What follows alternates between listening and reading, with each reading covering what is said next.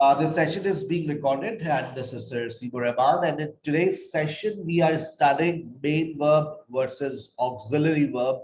लेकिन इससे पहले हम बात करेंगे verb पर. What is verb? मैं कहता हूं कि अगर आपने verb को समझ लिया तो समझे दुनिया को समझ लिया. Verb नहीं तो अंग्रेजी नहीं. English does not exist without verb.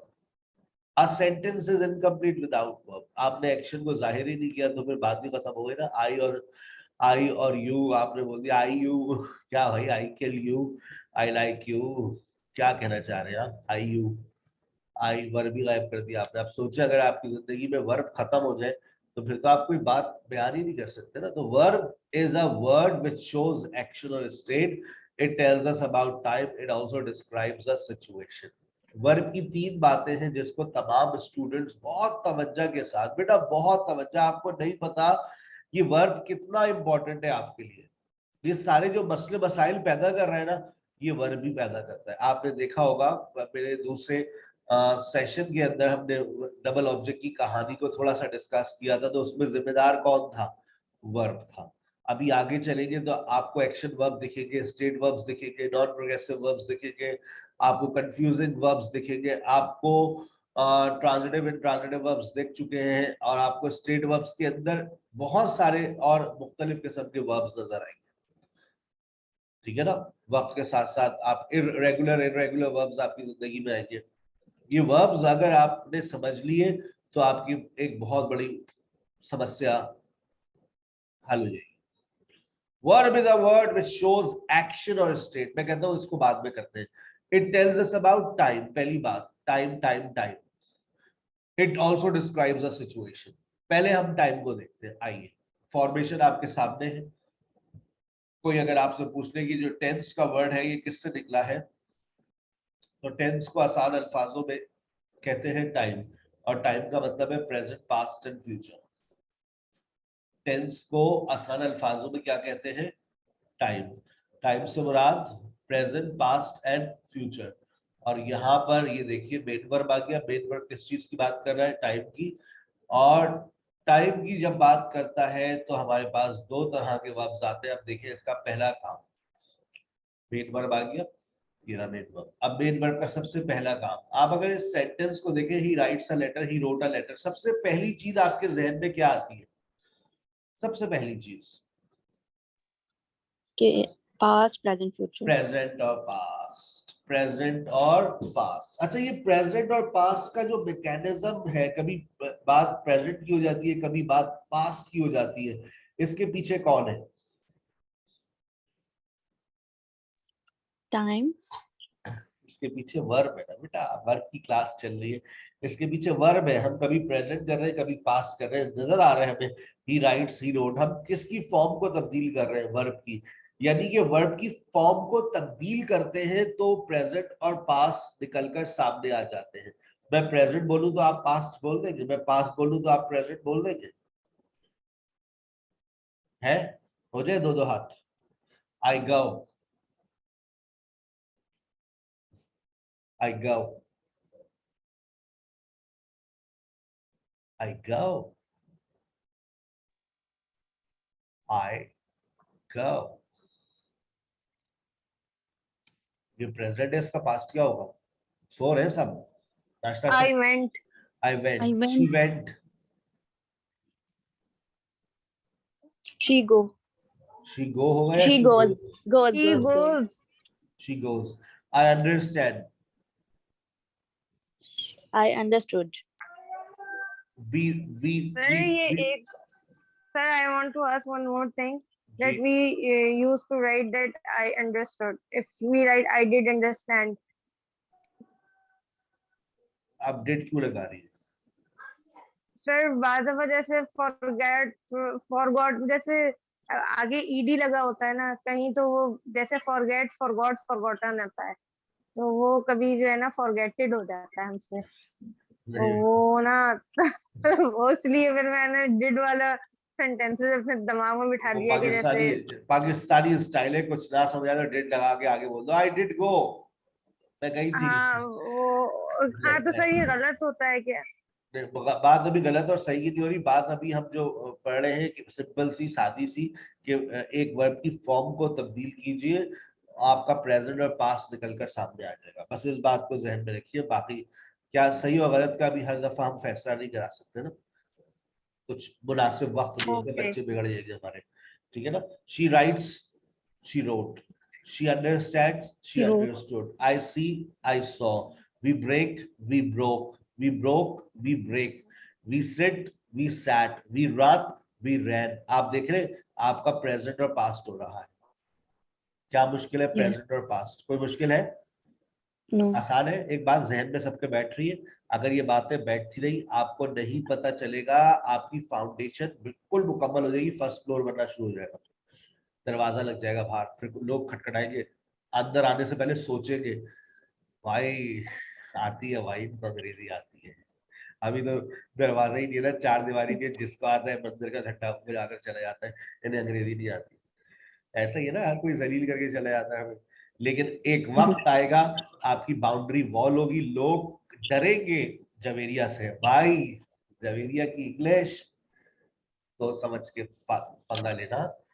फिर जवेरिया एक अपना स्लोगन बना लेगी, risk is my business, risk is my business, danger is in my game, don't mess sir with me. वेस्ट के risk, R I S K R या I R I S, Z K? R I नहीं, rising नहीं, तो आप लोग खाते नहीं वो हैं। Risk. Risk is my business, risk is my business, Business.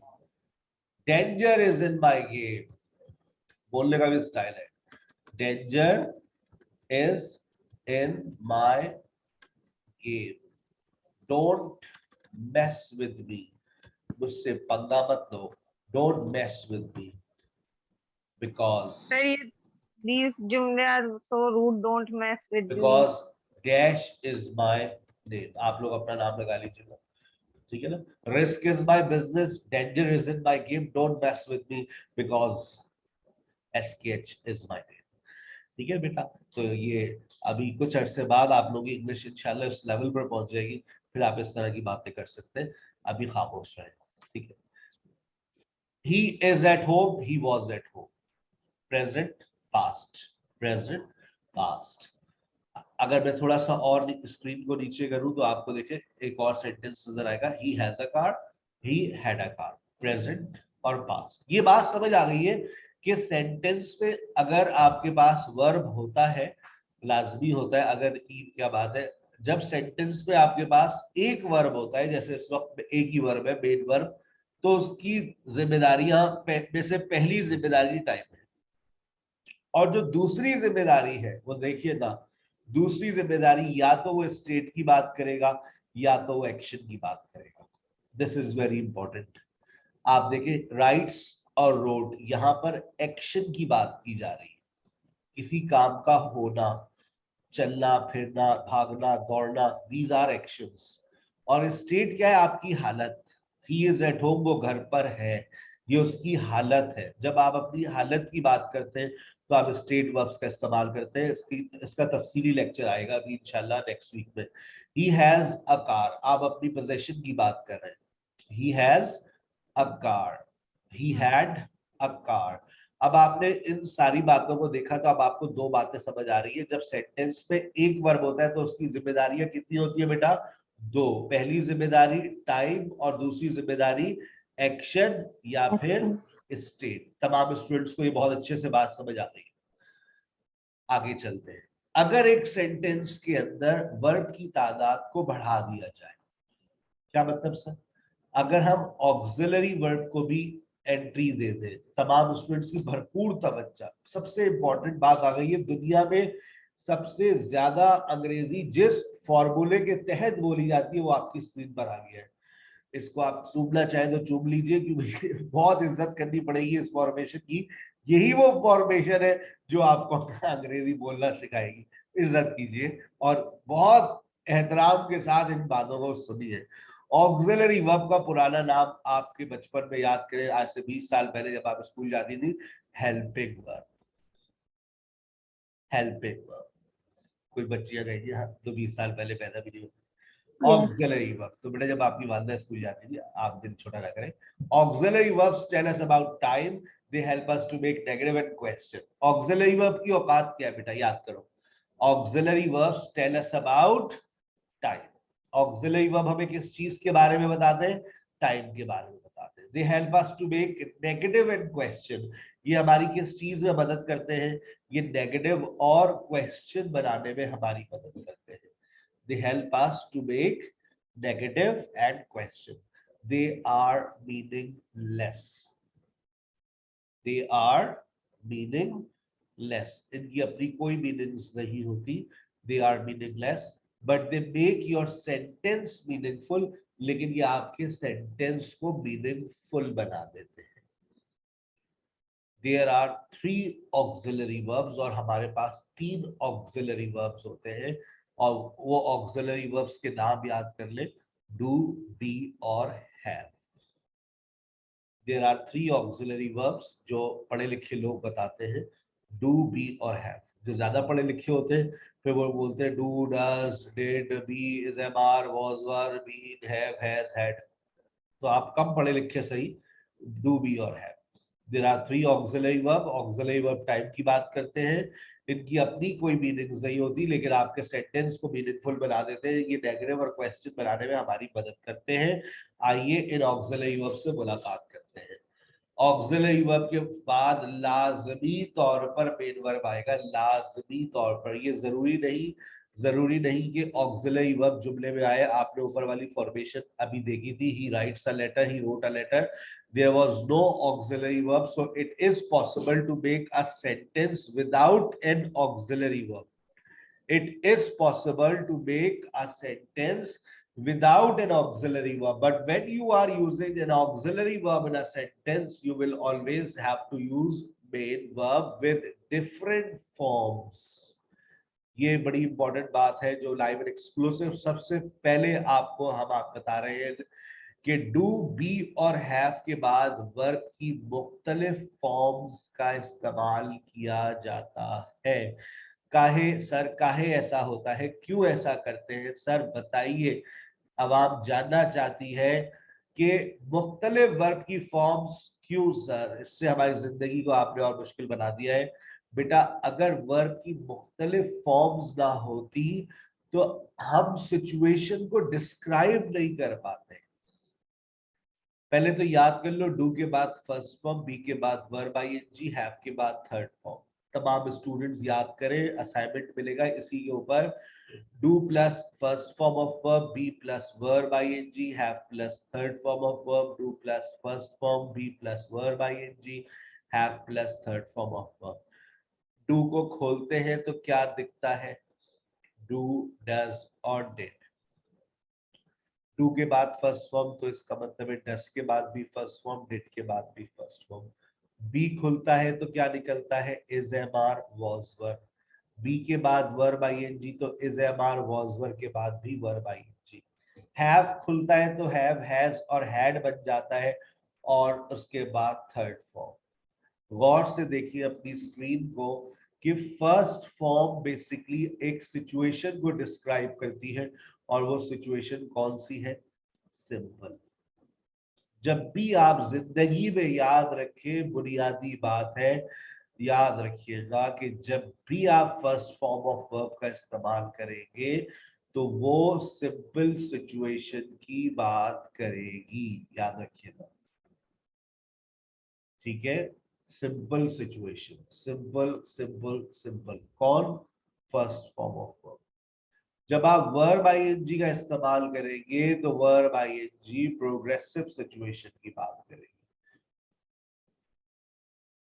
Progressive situation. और जब आप थर्ड फॉर्म ऑफ वर्ब का इस्तेमाल करेंगे तो वो परफेक्ट सिचुएशन की बात करेगी। अगर आपकी सेंटेंस में थर्ड फॉर्म आ रही है तो वो परफेक्ट सिचुएशन को डिस्क्राइब करती है। यानी कि सर आप कहना ये चाह रहे हैं कि हमारे पास ऑक्सिलरी वर्ब और मेन वर्ब जो है उनके 2 काम है। यानी कि सर आपने यू खानदान को बांट दिया है। मैं अगर यू लिख दूं तो आपको गलत नहीं लगेगा, टाइम प्लस सिचुएशन। टाइम की बात कौन कर रहा है? टाइम की बात कौन कर रहा है? Auxiliary verbs. Auxiliary verb. Situation को कौन डिस्क्राइब कर रहा है? मेन। Main verb. अब अगर ऑक्सिलरी वर्ब की बात करूं तो ऑक्सिलरी वर्ब कौन कौन से? डू बी और है, To be ठीक है ना। have. और मेन वर्ब की मुख्तलिफ फॉर्म्स जिस तरह से मैंने अभी आपके सामने इस्तेमाल की है, फर्स्ट फॉर्म वर्ब आईएनजी और third form. First form simple situation को डिस्क्राइब करती है, वर्ब आईएनजी प्रोग्रेसिव सिचुएशन को डिस्क्राइब करती है, और थर्ड फॉर्म जो है वो परफेक्ट सिचुएशन को डिस्क्राइब करती है। अब टाइम की बात कौन कर रहा है? Auxiliary verb. तमाम स्टूडेंट्स ये बात बहुत अच्छे से जानते हैं कि डू डस प्रेजेंट में के लिए बना है और डिड पास्ट के लिए बना है, इसमें किसी को परेशानी नहीं है, इतने पढ़े लिखे हैं हम लोग। इज एम आर प्रेजेंट के लिए बना है, वॉज वर पास्ट के लिए बना है, हैव और हैज प्रेजेंट के लिए बना है, और हैड पास्ट के लिए। अब सवाल ये है कि सर ये परफेक्ट प्रोग्रेसिव दुनिया में कैसे आ गया? ये परफेक्ट प्रोग्रेसिव दुनिया में कैसे एंट्री ली इसने आई है, इसका जन्म कैसे हुआ? सर आपको बता रहे हैं। मुझे प्रोग्रेसिव सिचुएशन चाहिए तो बताइए मैं कौन सी फॉर्म लेकर आऊंगा? Be verb I. plus a verb ing. मुझे वर्ब आई, मुझे प्रोग्रेसिव सिचुएशन को डिस्क्राइब करना है तो मैं कौन वर्ब की कौन सी फॉर्म लाऊंगा? Verb I. देख ले, जब मुझे प्रोग्रेसिव सिचुएशन की बात करनी होती है वर्ब आई। लेकिन प्रॉब्लम ये है कि मुझे बात करनी है परफेक्ट प्रोग्रेसिव की थर्ड फॉर्म की। थर्ड फॉर्म की जरूरत है, लेकिन वर्ब आईएनजी ने कहा मुझसे मेरे पहले थर्ड फॉर्म देख लो, सोच लो। अगर मुझसे पहले थर्ड फॉर्म लगानी है तो मैं तो सिर्फ एक ही के लिए बनी हूं, जान दूंगी तो सिर्फ बी के लिए।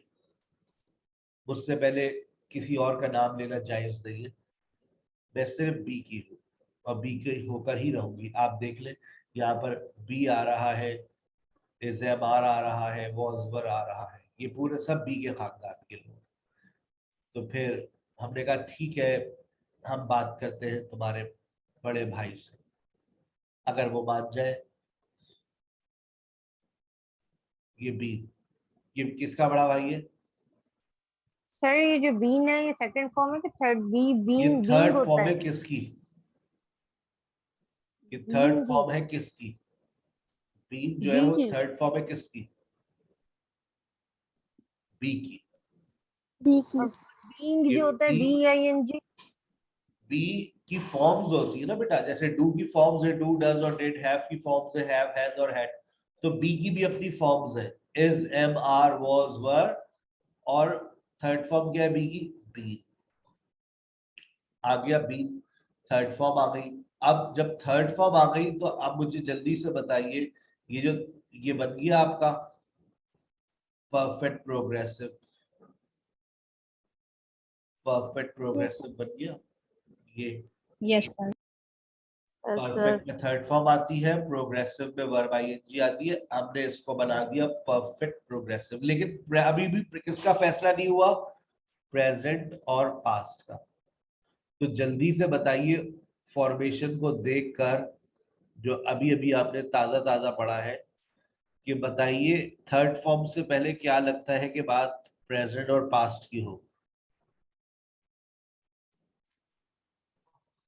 हैव, हैज और हैड, तो वही चीज आप, ठीक है ना, और वही चीज यहाँ पर रिपीट हो गई। हैव हैज प्रेजेंट के लिए और हैड पास्ट के लिए। क्यों, कहाँ पढ़ा था? ऊपर ही तो पढ़ा है। थर्ड फॉर्म से पहले क्या लगेगा? हैव, हैज और हैड। हैव और हैज प्रेजेंट के लिए, हैड पास्ट के लिए। तो ये बन जाता है प्रेजेंट परफेक्ट और पास्ट परफेक्ट। ये क्या बन गया? Present perfect progressive. ये क्या बन गया? Past perfect progressive. और ऊपर क्या बन रहा है? Present progressive. ये क्या बन रहा है? Past progressive. देख रहे हैं आप? बनते हुए नजर आ रहा है आपको अपने टेंस सारे?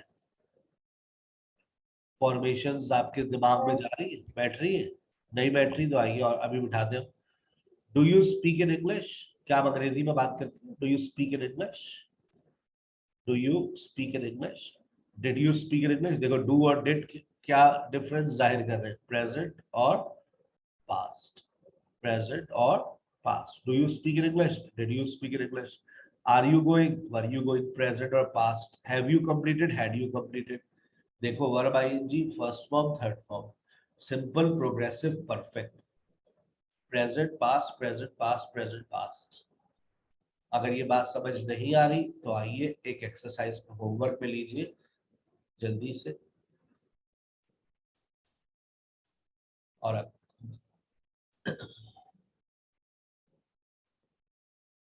चलो, अभी आपके पास मेरे हिसाब से 8 मिनट है, हम इसको सॉल्व कर सकते हैं। मुझे समझ नहीं आ रहा मैं क्या लिखूं, राइट लिखूं, रिटन लिखूं, राइटिंग लिखूं, I am wrote writing. लिखूं, राइट्स लिखूं, मेरी मदद कीजिए, अल्लाह का वास्ता है। आई एम राइटिंग, मैं लिख रही हूँ। Did you write, Right. Did you Right. Write, have you written, Written. Have you written, he is not writing, writing? very good, he is not writing, does he write, Right. s लगेगा Right. Does right. s नहीं does he नहीं write, लगेगा। No sir, नहीं लगेगा। do you क्योंकि does आगे। Do you right, do you right, Right. Right. do you write, do you write, Right. were they Writing. were they writing, has Sarah written, has Sarah Written. Written, has Sarah written, Writing. written बेटा Written. Third form आएगी ना, has Sarah Has Sarah written, has Sarah written, written? has Sarah written, I dash every day, right, I write. I write I wrote. I dash yesterday, I wrote, I wrote yesterday. he dash daily, he rights, Write daily. he writes Writes. daily। अगर मैं आपको एक ऐसी exercise दूं जिसमें बहुत सारी इसी तरह के कुछ काम करने होंगे, जुमलों को अफर्मेटिव से नेगेटिव बनाना होगा, नेगेटिव से क्वेश्चन बनाना होगा, क्या आप लोग कर लेंगे? Yes sir we will do. उसमें आपको यही Yes, sir. फॉर्मेशंस का ही काम है, फॉर्मेशंस को ही फॉलो करना है, ठीक है ना? मैं आपको क्लास के बाद 12 बजे आपके पास एक असाइनमेंट आएगा। When I dash letter he had already dash letter, When I write letter. The letter he had already. When I- had already. Right. When Right. Letter. He when had. I write when I wrote letter, When I write letter, he had already Already wrote letter. नहीं, he had letter. already when Post I letter. wrote letter he had already written letter, way had लिखा हुआ है तो had को देखकर third form, या कुछ भी नहीं है तो second form. when I write letter he posted, When I wrote letter, he had posted it. when I wrote letter he posted it, when I see her she closed the door, When I saw her, she closed the door. when I saw her she closed the door, जब मैंने उसको देखा तो उसने दरवाजा बंद कर लिया। हरकत है ऐसे। when are you, when are you, When are you going? When are you going? what have you, What have you done? done? what have you done, you see her yesterday, You saw her yesterday? सोच You ले, are सोच ले, Yesterday. Pakistani common error, you see her yesterday,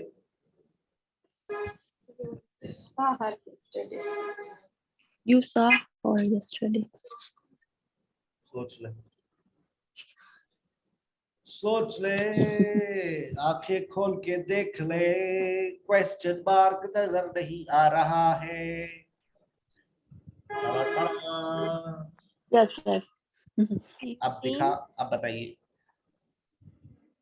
seen her yesterday. माफ कीजिएगा, Did you Did See, you? did you शुक्रिया. see Did her you see her yesterday? yesterday? See her yesterday? माशाल्लाह. दिखता नहीं है अपने को, बचपन से प्रॉब्लम है हमारे स्टूडेंट्स को, क्वेश्चन मार्क ही नहीं दिखता है. You go to school daily. You go to school daily.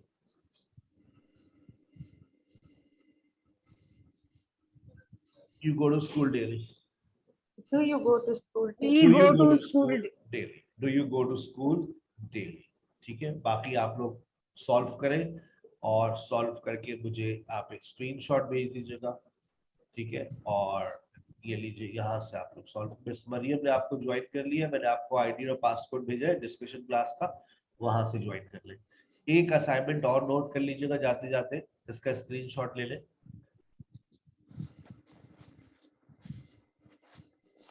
ये 24 सेंटेंसेस है. कितने सेंटेंसेस है? 24. देखिए, ही ड्राइव्स अ कार, इसका negative he does not drive a car, इसका question does he drive a car. ठीक है, फिर प्रेजेंट प्रोग्रेसिव, फिर प्रेजेंट परफेक्ट, फिर present perfect progressive, past simple, past progressive, past perfect, past perfect progressive. हो गए 8 tenses. 8 दिया. 8 दिया. दीपा क्यों खेल रही हो बेटा? बाद में खेल लेना, अभी पढ़ाने दो सर को. ठीक है, he drives a car, he doesn't drive a car, does he drive a car.